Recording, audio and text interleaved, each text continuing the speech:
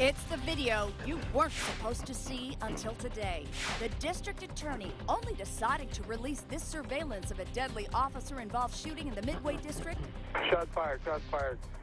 Code 4, send an ambulance. After 10 News and a handful of local media outlets fought for months to make it public.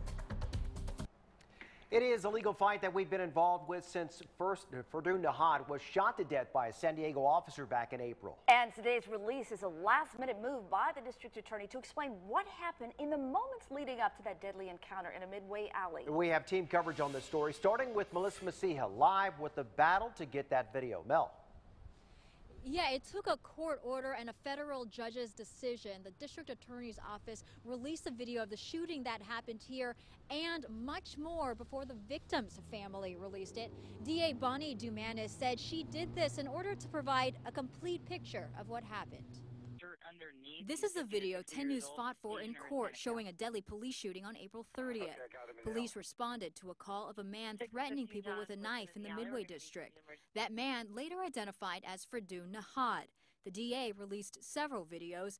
This is Nehad approaching a bouncer with what he thought was a knife. First of all, call on Hancock Street. The male with the knife was Asian or Hispanic male, 50 to 60 years old, gray sweater, red shirt underneath. Officer Neil Browder responded to that call.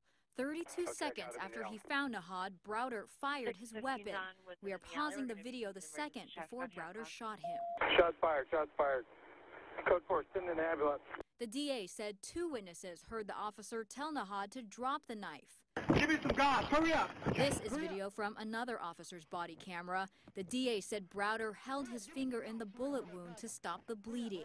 Browder's camera was not on, later prompting the San Diego Police Department to change its policies. That knife witnesses thought Nehad had turned out to be this pen, but the way he was twirling it. Mr. Nehad rotated the object in a manner consistent with opening and closing what's known as a butterfly knife. DA Bonnie Dumanis showed the media a magnified version of the surveillance video, which showed Nehad taking steps toward the officer. Everybody who came in contact with him thought the pen was a knife. The officer has a duty to protect you and me and those witnesses.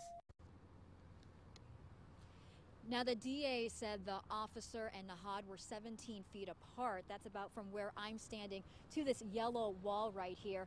When asked why the officer didn't use another weapon, perhaps like a stun gun, the DA said that the officer didn't have time to look for it.